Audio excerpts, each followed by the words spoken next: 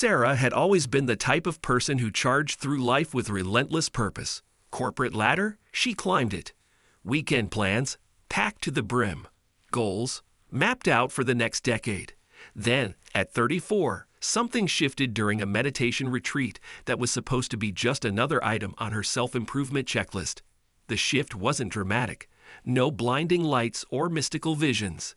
Instead, it was like someone had quietly turned down the volume on everything that used to matter. The promotion she'd been chasing suddenly felt hollow. The expensive dinners lost their flavor. Even her morning coffee ritual, once a source of genuine pleasure, became mechanical.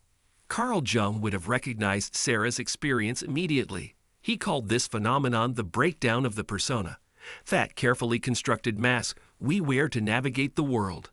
When spiritual awakening begins, Jung observed, it doesn't just add new meaning to our lives. It systematically dismantles the old meaning structures we've relied upon. The privilege of a lifetime is to become who you truly are, Jung wrote, but he was careful to note that this privilege comes at a steep price. The person you truly are bears little resemblance to the person you thought you were, and therein lies the motivation crisis. Think of motivation as a river flowing toward the ocean of our desires. For most people, this river has well-defined banks: career success, social approval, material comfort, romantic fulfillment. These banks give the water direction and force. But spiritual awakening is like an earthquake that cracks those banks wide open. Suddenly, the river spreads out into a vast, slow-moving delta where the water loses its urgency and direction. Jung understood that this wasn't a malfunction of the awakening process. It was its most essential feature. The ego, which Jung defined as our conscious sense of self, operates on a simple principle. It knows what it wants and drives us relentlessly toward those goals. But the awakening process introduces us to what Jung called the self with a capital S, a deeper, more complete version of who we are that operates by entirely different rules. The self doesn't want things the way the ego wants them. It doesn't crave achievement or recognition or even happiness in the conventional sense. Instead, it seeks wholeness, authenticity, and what Jung termed individuation, the process of becoming fully yourself rather than what others expect you to be. This creates an internal civil war. The ego screams for action, achievement, and acquisition, while the awakening consciousness whispers that perhaps none of that matters. The result? A profound loss of motivation that can last months or even years, leaving people feeling like they're living in emotional quicksand. The harder they try to move forward with their old patterns, the more stuck they become. Marcus had built his entire identity around being unstoppable. By 28, he owned 3 businesses, ran marathons, and maintained a social media presence that made productivity gurus weep with envy. Then came what he initially dismissed as a quarter-life crisis, a growing sense that his achievements were sandcastles being washed away by an indifferent tide. The first sign wasn't despair, it was boredom. The same activities that once filled him with electric excitement now felt like elaborate games he no longer wanted to play. Setting goals became an exercise in futility, not because he couldn't achieve them, but because achieving them brought no satisfaction. Jung would have immediately recognized Marcus as someone experiencing what he called the transcendent function, the psyche's natural tendency to move beyond its current limitations. But Jung also knew that this transcendence requires a kind of psychological death that most people are unprepared for. We cannot live the afternoon of life according to the program of life's morning, Jung observed. What he meant was that the drives and motivations that propel us through the first half of life, building careers, establishing relationships, accumulating resources, become not just inadequate, but actively harmful as we evolve spiritually. The problem is that our entire culture is built around morning of life values. We're taught to hustle, grind, optimize, and achieve. We measure worth through productivity and success through external markers. But spiritual awakening flips this script entirely. It asks us to find meaning in being rather than doing, in presence rather than achievement, in depth rather than breadth. This shift creates what Jung called the problem of opposites.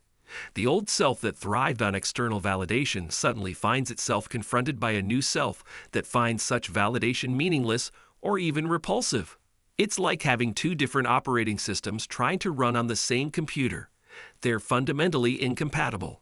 Marcus discovered this incompatibility when he tried to force his way back to his old levels of motivation.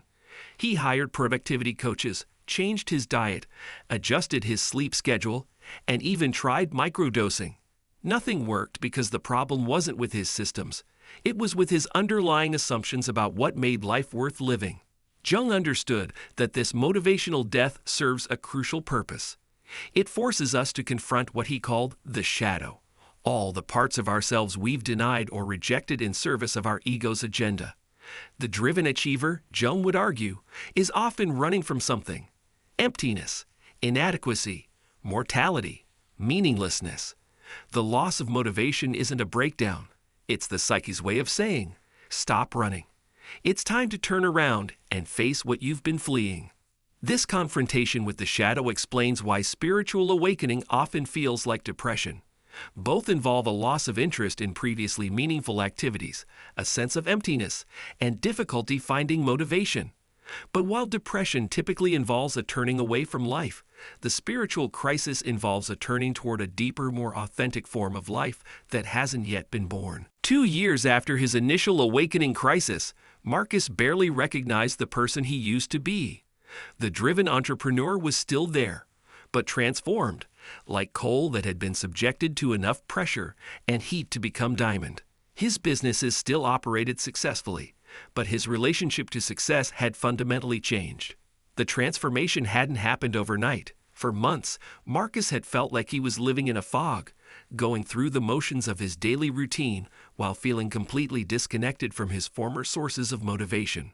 Friends and family worried. Therapists offered diagnoses. Business partners questioned his commitment.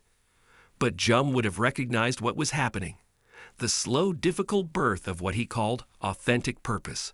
Unlike the ego's driven ambition, authentic purpose doesn't arise from external pressures or internal inadequacies. Instead, it emerges from what Jung termed the encounter with the self, that deeper, more complete version of who we are that exists beyond our social roles and personal anxieties. Marcus discovered that his new motivation felt entirely different from his old drive. Where his previous ambition had been loud, urgent, and demanding, his authentic purpose was quiet, patient, and sustainable. He still set goals and pursued projects, but without the frantic energy that had characterized his earlier success.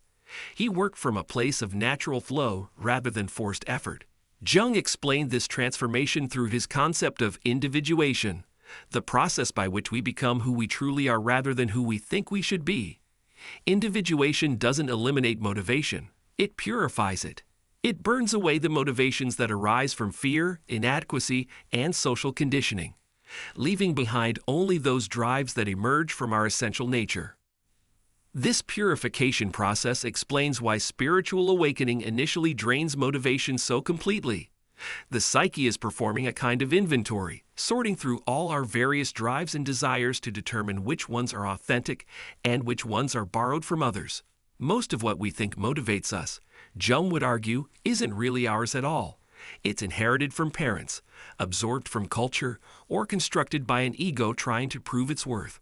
Marcus found that his authentic motivations were both simpler and more complex than his old ones. Simpler because they weren't driven by the need to prove anything to anyone.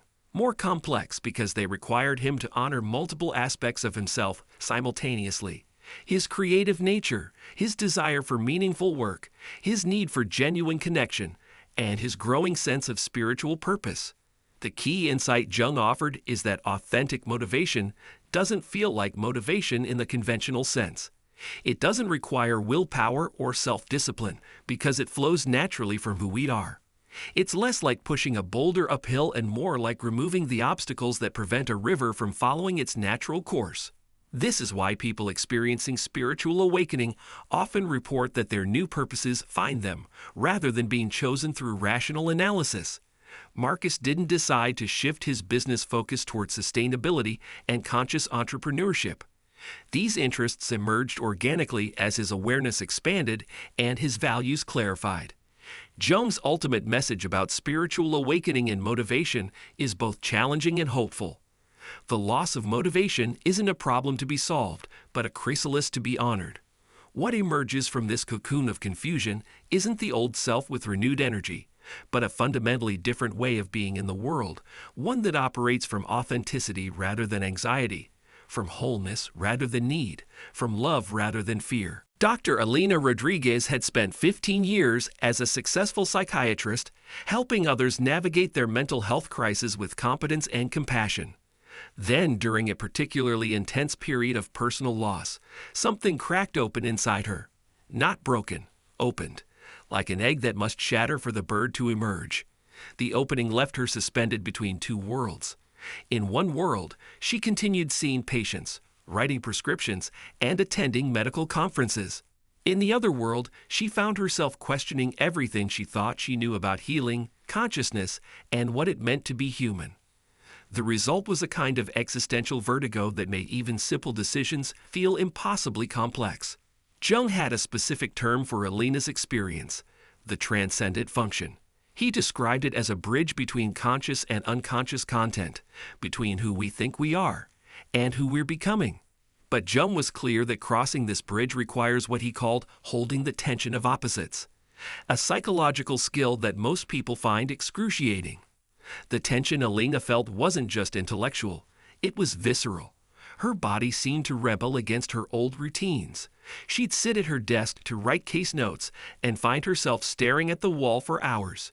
She'd open her laptop to respond to emails and instead find herself researching ancient wisdom traditions or quantum physics or poetry, anything that might help her make sense of her expanding inner landscape. Jung understood that this liminal space, this in-between realm where old motivations have died but new ones haven't yet been born, is perhaps the most crucial phase of spiritual development. He called it the dark night of the soul, borrowing from the Christian mystic St. John of the Cross. But Jung's understanding was more psychological than religious. In Jung's view, this dark night serves multiple functions. First, it forces us to develop what he called the capacity for suffering. Not masochistic self-punishment, but the ability to sit with discomfort without immediately rushing to fix or change it. This capacity is essential because spiritual growth often requires us to feel our way through periods of uncertainty and confusion. Second, the liminal space breaks down our rigid categories of thinking. Elena found that her scientific training, which had always been her anchor, suddenly felt inadequate for understanding her experience. She wasn't becoming anti-science, but she was discovering that reality was far more mysterious and multifaceted than her medical education had suggested. This breakdown of categories is what Jung meant when he wrote about the union of opposites. In our ordinary consciousness, we think in terms of either slash or, either spiritual or scientific, either productive or lazy, either successful or failing. But the awakening consciousness learns to think in terms of both slash and both spiritual and rational, both active and receptive, both individual and universal. The challenge is that our culture has no roadmap for navigating this liminal space. We're taught to see the loss of motivation as a problem to be solved rather than a phase to be honored. We pathologize what Jung would have called a natural and necessary process of psychological transformation. Elena eventually learned to see her motivational drought not as a failure but as a kind of psychological molting, a shedding of old skins that had become too small for her expanding sense of self.